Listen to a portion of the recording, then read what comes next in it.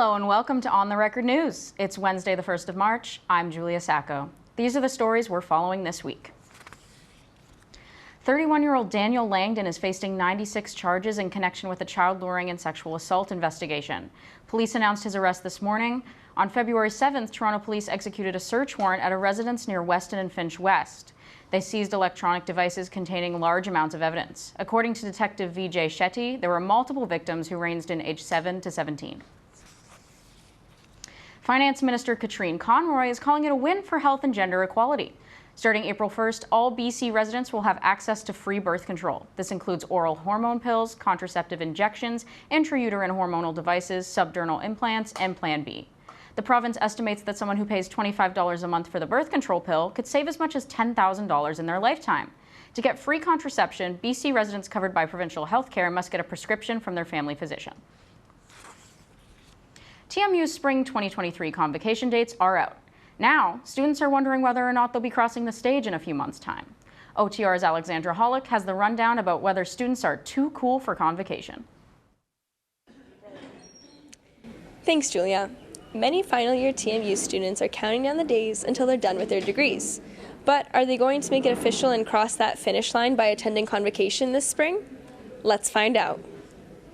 Are you attending convocation this spring? Yes, I will be. I just feel like it's good for just the moment, the experience, and with your family, take pictures and whatnot.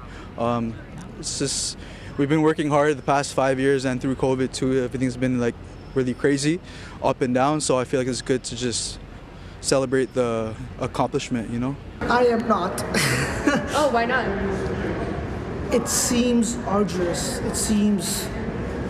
It's not just program based from what I see. I think it's like a lot of other programs as well. People I don't really know connect with 3 hours and you only get like 30 minutes of our program showing time. My friends aren't even on campus that often. Like we don't, so it's not as much of a community experience. So I'm not really looking forward to like being there with like a group of people and enjoying it. So is it something that's also important to your family at any point as well? Like does your family want you to cross the stage? I feel so. Like I feel like they would like that. They want to probably take pictures and grab it on their phone and stuff and brag to their family members or whatever. I don't know. But yeah, they'll be pretty proud. I know I'm looking forward to attending convocation in June, and my mom's already asking where she can buy the tickets. For those of you who like to plan in advance, tickets can be reserved online in the coming weeks. For On the Record, I'm Alexandra Hollick. TMU's brightest young filmmakers were given the challenge to make a movie in 2 days. The results were inspiring and frightening. Trevor Carter has the story. RUTV has officially relaunched under the new name MET-TV. If you don't already know, MET-TV is an entirely student-led television network, airing and producing content for students by students. MET-TV is like a website streaming service where we air like student-made content. We have a bunch of different avenues students can pursue, so they can make their own shows, pitch their own ideas. We also have like some original shows like a news and entertainment, live event sort of style show. But yeah, we just kind of wanted to create a place where students can get hands-on production experience outside of class. Earlier this month, the school's talent was on full display at MET-TV's first annual 48-hour film festival. Students from across TMU submitted their short films for a panel of judges, but there was a catch. All submissions had to be made in under 48 hours. MET-TV just wanted to create something, do something right after we launched, because we just launched back in January. So we wanted to kind of make something that would kind of be like a big event for students and kind of spark interest in MET-TV since we are really new. First-year student Robert De La Rosa took home the award for overall best film for his horror short, All the Way Home.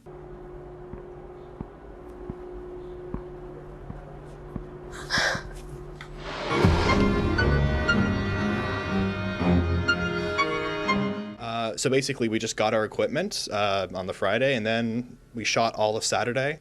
And then on Sunday, we came in and did like an edit till like 1 in the morning. The actual viewing of it, it was just such an amazing experience to be with a lot of kind of young, eager filmmakers, just people who really had a passion for what they were doing, and just kind of watch each other's films. And there was some amazing films. We were flabbergasted that we won.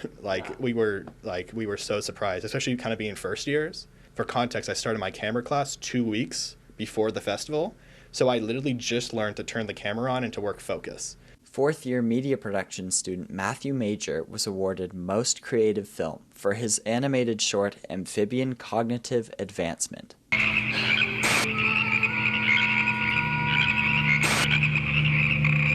Like, there was some seriously impressive stuff, like super well shot, some really funny stuff, some really well written stuff, just like serious quality all around. I was really impressed. It was a really good time. Like, I've never really been super public with my work, I guess, and I've never seen my stuff on a big screen like that with an audience. So yeah, that it was weird. It was I'm glad people liked it. After seeing what these students are capable of accomplishing in under 48 hours, the future looks very bright for these young filmmakers. For On the Record, I'm Trevor Carter. Jacob Stoller is working on a story about the TMU Bold men's hockey team, and we're going to get a preview before it hits the OTR website. Molly Cohn sat down with Jacob to get some details. I'm here with Jacob Stoller to talk about sports on campus. Jacob, thanks so much for being with me today. Thanks for having me. So TMU men's hockey has developed a reputation for being successful talent recruiters, and you're currently working on a story on that, is that right? I am, yes. So it's funny because since around 2016, TMU has graduated about 16 players to the high-level professional ranks. And that's the most in their conference, the OUA West. And it's interesting because I was wondering, what does that come down to? How does that happen? And what contributes to it?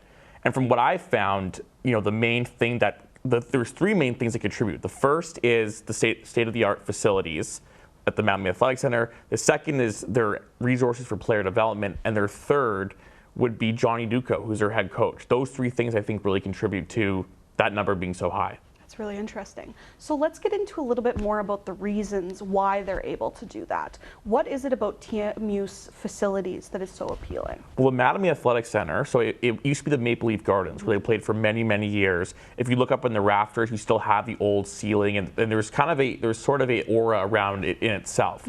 But in 2012, so over 10 years ago, they renovated the facility. There's a state-of-the-art gym. The rink is comparable to a major junior facility. It's very attractive in that sense. And then also, they only share it with the women's team. So men or women's team can have the ice whenever they please. In terms of your experience, like, they have kind of free reign at it. In the States, for a collegiate program like the United States, that's pretty common. But in the U Sports level in Canada, it's not as much so. As I mentioned, the gym as well, probably from what people around the league told me, is by far the best facility.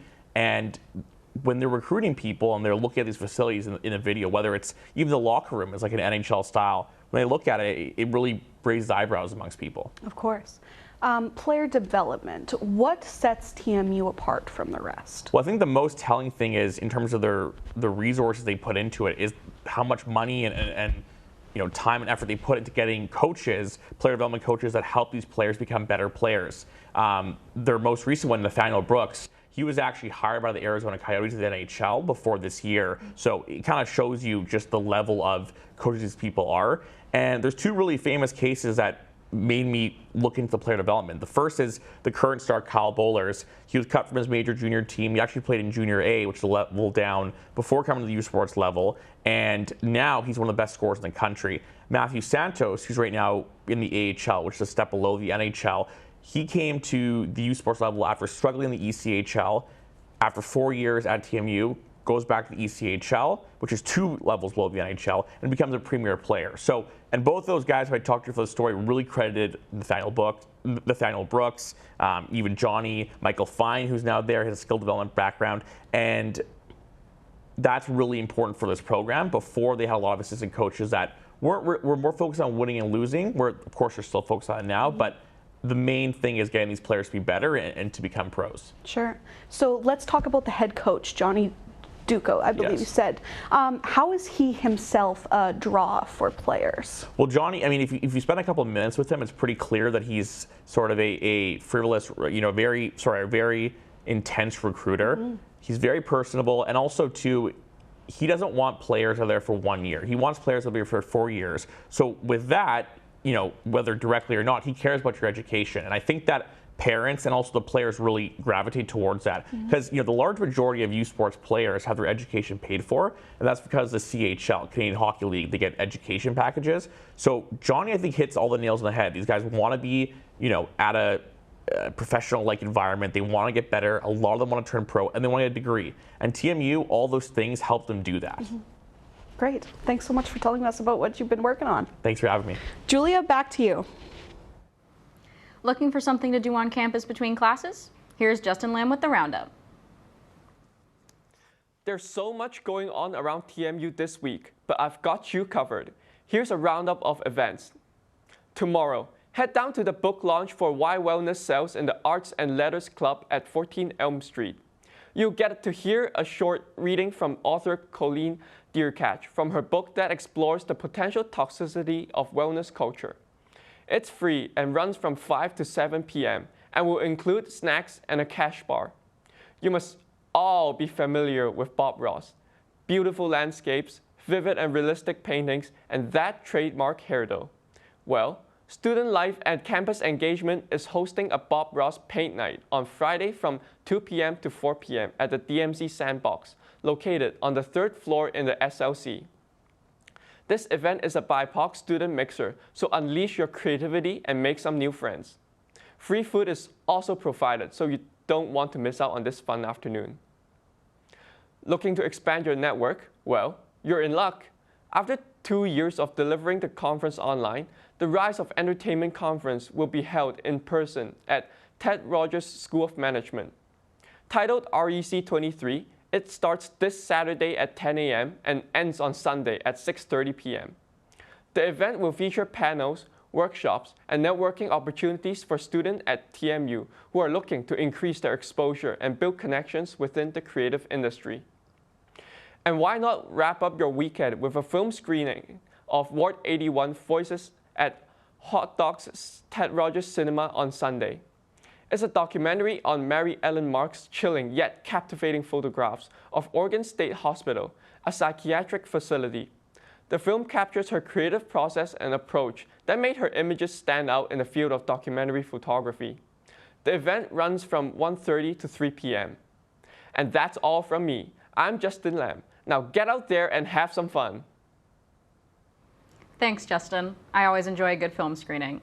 International Women's Day is coming up on March 8th. The UN's theme this year is Digit All, Innovation and Technology for Gender Equality. Celebrations are taking place across Toronto, including the International Women's Day celebration at the Metro Hall.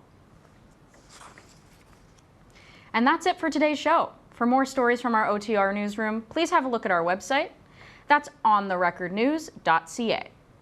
I'm Julia Sacco. See you back here next week. Have a great one.